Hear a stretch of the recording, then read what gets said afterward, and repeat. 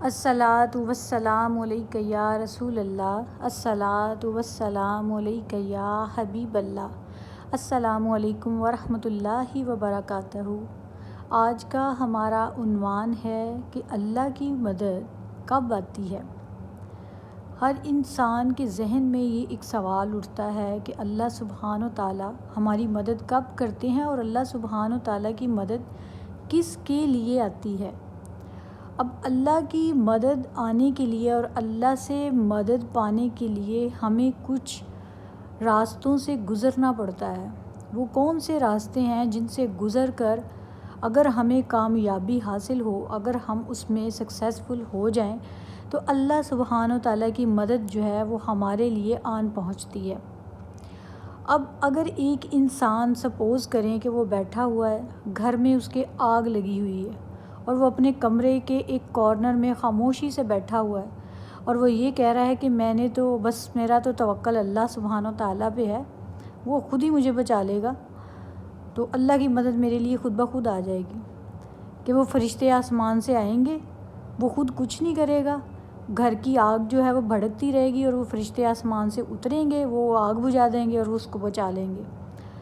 تو ایسا کچھ بھی نہیں ہونے والا۔ یہ جو لوگوں کا یہ خیال ہے کہ بس جو کرنا ہے وہ اللہ سبحانہ و تعالیٰ نے کرنا ہے، ہم نے ہاتھ پہ ہاتھ رکھ کے بیٹھے رہنا ہے، بس اللہ کی مدد آ جائے گی، تو ایسا کچھ نہیں ہے۔ اللہ سبحانہ و تعالیٰ قرآن پاک میں ارشاد فرماتے ہیں کہ جو شخص محنت کرتا ہے میں اس کی محنت رائے گا کبھی نہیں لاتا، اور جو شخص کوشش کرتا ہے وہ اپنی کوشش میں کامیاب ضرور ہو جاتا ہے۔ تو کوشش ہمیں کرنی ہے، اس میں اللہ سبحانہ و تعالیٰ نے ہمیں کامیابی دینی ہے۔ تو ہمارا کام جو ہے بس یہ ہے کہ ہم نے اگر ہماری ایک فصل ہے، گندم کی فصل ہے یا چاول کی فصل ہے، ہم نے کیا کرنا ہے، ہم نے صرف بیج بونا ہے اور پانی دینا ہے، اس فصل کو اگانا اور ہمارے لیے فائدہ مند ثابت کرنا وہ اللہ سبحانہ و تعالیٰ کا کام ہے۔ لیکن ہم نے اپنا پورا کام جو ہے وہ پوری محنت جو ہے وہ پوری ایمانداری کے ساتھ کرنی ہے۔ اگر ہم یہ سوچیں کہ ہم گھر میں بیٹھے ہیں، وہ بیج بھی آ کے اللہ تعالیٰ خود ہی بولیں گے، پانی بھی خود ہی دے لیں گے اور فصل بھی خود بخود تیار ہو جائے گی، تو ایسا کچھ نہیں ہوگا، کیونکہ اللہ سبحانہ و تعالیٰ نے اپنے پاک قرآن کلام پاک میں بھی اس کا ارشاد فرمایا ہے کہ جو شخص جو ہے وہ مجھ سے طلب کرتا ہے اور وہ محنت کرتا ہے اور وہ دعا کرتا ہے، یعنی وہ اس کے لیے کوشش بھی کرتا ہے جس کام کی، اس کے لیے یہ پاسبل ہو جاتا ہے کہ اللہ سبحانہ و تعالیٰ اس کی مدد کریں گے۔ یہ ہوتی ہے اللہ سبحانہ و تعالیٰ کی مدد۔ اور پھر اللہ سبحانہ و تعالیٰ کی مدد آتی کس کے لیے ہے؟ اب آپ بہت سی پریشانیوں میں، بہت سی مصیبتوں میں گرے رہتے ہیں اور سوچتے ہیں کہ پتہ نہیں یہ ہمارے ساتھ ہی ایسا کیوں ہوتا ہے۔ جن لوگوں کے خیال میں، دماغ میں ایسے وسوسے آتے ہیں، ایسے خیالات آتے ہیں، وہ یہ بات اچھے سے یاد دہانی کر لیں کہ ان کے لیے اللہ سبحانہ و تعالیٰ کی مدد نہیں آئے گی، جو یہ سوچتے ہیں کہ یہ ہمارے ساتھ ہی کیوں ہوا، اللہ سبحانہ و تعالیٰ ہمیں ہی ایسی پریشانیوں میں کیوں ڈالتے ہیں۔ یہ سوچنا کہیں حد تک بہتر ہے کہ ہم خود بخود یہ سوچتے ہیں کہ ہمارے اوپر اس قدر پریشانیاں ہو گئی ہیں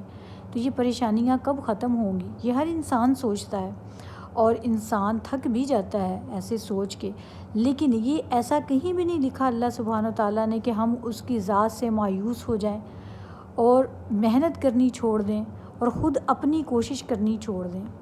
اب اللہ سبحانہ و تعالیٰ جو ہیں وہ کیسے مدد کرتے ہیں؟ اللہ سبحانہ و تعالیٰ کی مدد اس شخص کے لیے آتی ہے جو شخص اللہ سبحانہ و تعالیٰ کی طرف سے دیے گئے امتحان میں سکسیزفل ہوتا ہے۔ اب امتحان وہ کس کا لیتا ہے، یہ بھی بات ذہن میں آتی ہے۔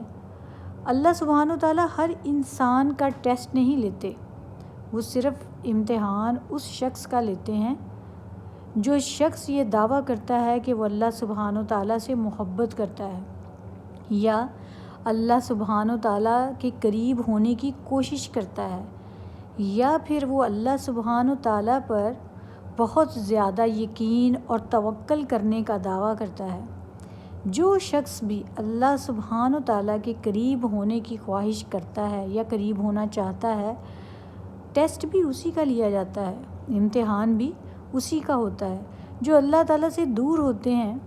ان کا کوئی ٹیسٹ نہیں ہوتا، ان پر جو پریشانیاں مصیبتیں آتی ہیں وہ ان کے اپنے کیے گئے کاموں کی وجہ سے آتی ہیں، لیکن جو اللہ سبحانہ و تعالیٰ کے پسندیدہ لوگ ہوتے ہیں ان پر اللہ تعالیٰ آزمائش بھیجتا ہے، اس کو آزمائش کہتے ہیں۔ اور جو مصیبت اور پریشانی آتی ہے کچھ لوگوں پر جو کہ ان کو اللہ سے دور کر دے، وہ مصیبت ہوگی۔ اور جس شخص کو آزمائش میں بھی اللہ سبحانہ و تعالیٰ کی یاد آ جائے، وہ شخص آزمائش میں ہوتا ہے، اسی کا ٹیسٹ ہوتا ہے، اور پھر وہ جب اپنے ٹیسٹ میں کامیاب ہو جاتا ہے تو اللہ سبحانہ و تعالیٰ کی مدد بھی اسی کے لیے آ جاتی ہے۔ اب یہاں پر ہم یہ دیکھیں گے ایک بہت ہی اچھا واقعہ حضرت ابراہیم علیہ السلام کا۔ آپ یہ دیکھیں کہ جب انہوں نے اپنی قوم کو دین اسلام کی دعوت دی تھی اور انہوں نے دین کو قبول کرنے سے انکار کر دیا تھا، اور وہ اس قدر حضرت ابراہیم علیہ السلام کے خلاف ہو گئے تھے کہ سب نے آپس میں فیصلہ کر لیا تھا کہ ہم حضرت ابراہیم علیہ السلام کو ہی ختم کر دیں گے، تاکہ کوئی بھی بعد میں ایسا بندہ ہی نہ بچے جو کہ دین اسلام کی ہمیں دعوت دے اور یہ کام یہیں کا یہیں پہ ختم ہو جائے کہ کہیں آگے نہ بڑھے۔ تو ساری قوم نے مل کر یہ فیصلہ کیا کہ ان کو جلتی ہوئی آگ میں جو ہے وہ ڈال دیا جائے، اور آگ بھی ایسی نہیں تھی کہ ابھی جلائی اور اس میں ان کو ڈال دیا گیا۔ ہر ایک انسان نے جو کہ اس قبیلے میں جو اس دور میں جو لوگ رہتے تھے، ہر کسی نے اپنے گھر میں سے تھوڑا تھوڑا ایندھن جو تھا وہ اس آگ میں ڈالا، مطلب کہ اپنا اپنا حصہ ڈالا، ہر ایک کافر شخص نے جس نے ایمان نہیں لانے کا سوچ رکھا تھا۔ اور اس جو انہوں نے ایک گڑھا تیار کیا تھا، جو ایک تندور کی طرح تیار کیا تھا، اس میں انہوں نے ایندھن ڈالا تاکہ یہ آگ بھڑکتی ہوئی آگ میں حضرت ابراہیم علیہ السلام کو جو ہے وہ ڈال دیا جائے۔ اب جب انہوں نے کہا کہ چلو بھئی ابراہیم علیہ السلام کہ آپ اس میں کود جاؤ، تو کیا حضرت ابراہیم علیہ السلام کو انہوں نے کہا تو حضرت ابراہیم علیہ السلام کود گئے تھے؟ ایسا نہیں ہوا تھا۔ حضرت ابراہیم علیہ السلام نے فرمایا کہ یہ میرا فیصلہ نہیں ہے، میں آگ میں کودنا نہیں چاہتا، آپ لوگوں کو مجھ سے پرابلم ہے، آپ کو مسئلہ ہے تو آپ لوگ خود ڈال دو مجھے آگ میں کیوں کودوں؟ تو پھر اس دور میں کوئی کرین ہوتی تھی جس میں ڈال کے کوئی چیز جو ہے وہ آگے کی طرف دھکیلی جاتی ہوتی تھی، وہ کرین لے کر آئے، انہوں نے حضرت ابراہیم علیہ السلام کو اس میں ڈالا اور آگے کی طرف دھکیلنا شروع کر دیا۔ اب ادھر سے حضرت ابراہیم علیہ السلام آہستہ آہستہ آگے کی طرف بڑھ رہے ہیں اور اللہ سبحانہ و تعالیٰ سے وہ مدد مانگ رہے ہیں۔ یہ ان کا ٹیسٹ تھا، ان کا ٹیسٹ جاری تھا، اور وہ اپنے ٹیسٹ میں کامیابی اور ثابت قدمی کا مظاہرہ کر رہے تھے۔ جیسے جیسے وہ آگے بڑھ رہے تھے اللہ سبحانہ و تعالیٰ سے وہ مدد مانگ رہے تھے۔ اتنے میں کیا ہوا کہ ایک طرف حضرت جبرائیل علیہ السلام آ گئے اور دوسری طرف سے ایک فرشتہ آ گیا جو کہ پانی لے کر آیا۔ تو حضرت جبرائیل علیہ السلام نے فرمایا کہ اے ابراہیم علیہ السلام، آپ کو میری مدد چاہیے؟ تو آپ کیا فرماتے ہیں؟ آپ نے فرمایا مجھے مدد تو چاہیے لیکن تیری نہیں، مجھے اپنے اللہ سبحانہ و تعالیٰ کی مدد چاہیے۔ سبحان اللہ، دیکھیں کتنا مشکل وقت ان پر، اور پھر بھی ان کا توکل، ان کا یقین جو ہے وہ اللہ سبحانہ و تعالیٰ پر تھا۔ حالانکہ فرشتے بھیجے ہوئے بھی اللہ سبحانہ و تعالیٰ کے تھے، لیکن پھر بھی ان کا یقین یہ کامل تھا کہ اللہ سبحانہ و تعالیٰ میری مدد فرمائیں گے۔ اور جو پانی والا فرشتہ تھا جو آگ بجھانے کے لیے آیا تھا، اس کو بھی انکار کر دیا کہ مجھے تیری مدد کی بھی ضرورت نہیں۔ اس وقت پھر اللہ سبحانہ و تعالیٰ نے آگ کو حکم دیا کہ اے آگ فوراً سے ابراہیم علیہ السلام کے لیے ٹھنڈی ہو جا۔ تو اللہ سبحانہ و تعالیٰ نے اس آگ کو ٹھنڈا کر دیا، تو سب منکروں نے، سب نے پھر دیکھا کہ حضرت ابراہیم علیہ السلام کے لیے جو تھی وہ آگ جو تھی وہ ٹھنڈی ہو گئی، وہ گلزار بن گئی۔ یہ تھا ان کا ٹیسٹ، یہ تھی ان کی آزمائش جو آپ نے دیکھی کہ انہوں نے کیسے صبر و تحمل کا مظاہرہ کیا اور کیسے وہ اس میں کامیاب ہوا، اور پھر کیسے اللہ سبحانہ و تعالیٰ ایسے لوگوں کی مدد کرتا ہے۔ اگر ہم یہ سوچ کے بیٹھ جائیں گے کہ ہم بس بیٹھے ہیں تو اللہ سبحانہ و تعالیٰ کی ہمیں مدد آ جائے گی، ہم خود سے کوئی کوشش نہیں کریں گے، اللہ سبحانہ و تعالیٰ نے ایک انسان کو اگر اشرف المخلوقات دیا ہے، اس کو ایک اتنا دماغ دیا ہے کہ وہ اتنی بڑی بڑی ریسرچز کر سکتا ہے، سائنٹسٹ بن سکتا ہے، وہ چاند پر پہنچ سکتا ہے، وہ ماؤنٹ ایوریسٹ پر پہنچ سکتا ہے، تو کیا وہ یہ نہیں سوچ سکتا کہ یہ میرے اوپر آزمائش آئی ہے یا مصیبت آئی ہے؟ اب یہ تو ڈیفینیشن ہمیں سمجھ میں آ گئی کہ اللہ کی مدد کب آتی ہے۔ اب مصیبت اور آزمائش میں ڈفرینس یہ ہے کہ مصیبت اگر آپ پر آئی، آپ کو کیسے پتہ چلے گا کہ اللہ ہمارا ٹیسٹ لے رہا ہے یا ہمیں کسی مصیبت میں گرفتار کر رہا ہے؟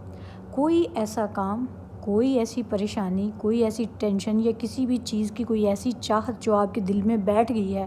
اور اس نے آپ کو اللہ سبحانہ و تعالیٰ سے دور کر دیا ہے، وہ اللہ سبحانہ و تعالیٰ کی طرف سے آپ کے لیے مصیبت ہے، پریشانی ہے۔